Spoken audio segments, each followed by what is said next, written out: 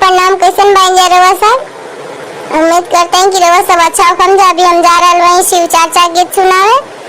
अगर रवा सब हमारे चैनल पर नया होखम जा तो हमारे चैनल को सब्सक्राइब कर देंगे, लाइक कर देंगे और हमारे चैनल पर रवा सब ऐसे प्यारा प्यारा गीत सुनने को मिली।